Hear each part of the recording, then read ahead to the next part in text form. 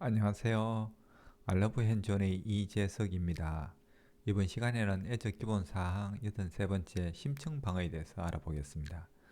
심층 방어 이전에 온프레미스일 때 건물 출입부터 데이터까지 완벽한 보안을 하고 있었죠.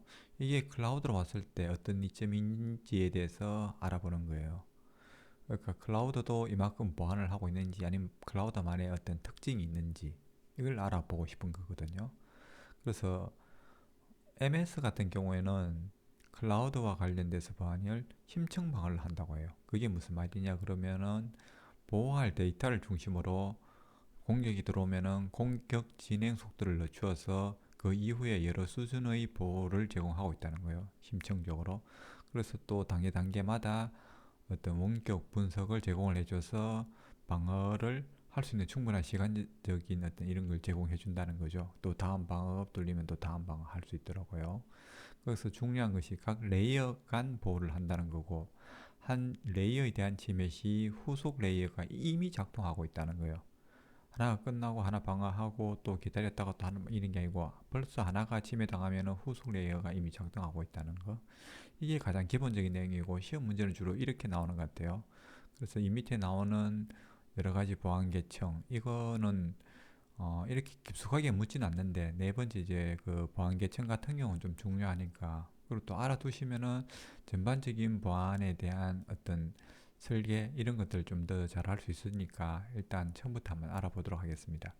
물리적 보안 계층이라고 해서 이쪽은 이제 실제 그 MS 데이터 센터 같은 어떤 건물 자체를 보호하는 거예요. 뭐 이렇게 도둑 이런 것들로부터요. 그리고 또 하드웨어, 컴퓨터 하드웨어 액세스를 이제 제어를 하는 거죠. 이게 첫 번째 방어선이에요. 물리적인 보안을 이제 그 보호하는 거가요. 그 두 번째가 ID 및 액세스 계층이에요. 건물을 뚫고 들어왔어요. 그래도 이제 거기에 접근하려고 하면은 싱글 사인온이라든지 뭐 다단계 인정을 하도록 해놓으면은 또 보안이 강화가 되는 거겠죠. 그 다음에 이제 중요한 게 네트워크 계층인데, 그 전에 네트워크 계층 들어오기 전에 경계 계층이라고 있어요. 이제 이것들은 이제 네트워크 안쪽인 거고, 이 바깥쪽에서 들어올 때 최초의 보호가 디도스, 우리 많이 들어봤죠? 디도스 보호, 그 다음 이제 방화병을 통한 보호. 이게 이제 경계 계층으로서 네트워크 바로 직전에 하는 거고, 그 다음 이제 하는 게 네트워크 계층인데, 네트워크 계층이 리소스에 대한 네트워크 기반 공격을 방어를 하는 거예요. 그래서 리소스 간 통신 제한을 이제 해놓는 건데, 제한한 이후에 이제 연결을 하기 시작하는 거죠. 그래서 이제 기본적인 생각 마인드가 기본적으로는 거부예요.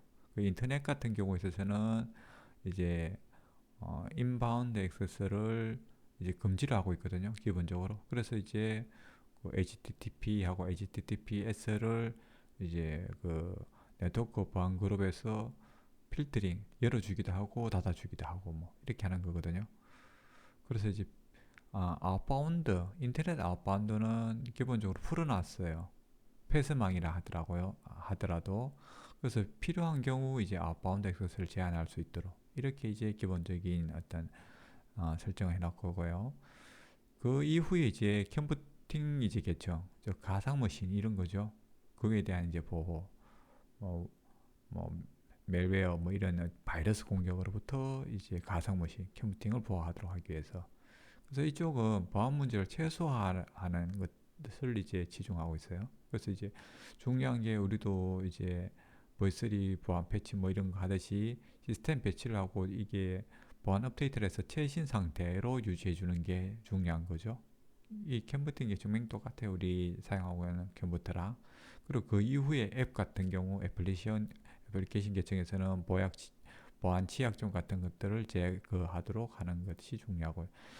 근데 사실상 제일 중요한 게 이쪽이죠. 데이터 계층. 이런 것들 쭉 통해서 결국에는 보호하고 싶은 게 비즈니스 고객 데이터를 이제 방어가 뚫리지 않도록 뭐 DB 뭐 이런 거 아니면은 뭐 가상 머신의 그 데이터 뭐 이제 디스크라든지 아니면은 뭐 또 이제 그 블랍 스토리지 같은 스토리지에 어떤 그런 데이터들이 뚫리지 않도록 하는 거.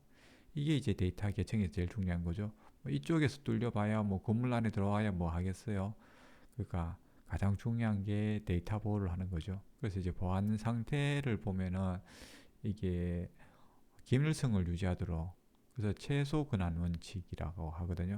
그러니까 뭐 여기에 접근할 수 있는 지역을 최소한으로 각 사람들 아니면 유형별로 이렇게 하는 게 중요하고, 그다음 무결서 정보의 무단 변경을 방지하도록 하는 거고, 가용성이라는 측면에서는 이제 디도스 공격 이런 것들처럼 이제 서비스 거부 공격으로 인해서 가용성이 저하되지 않도록 하는 거.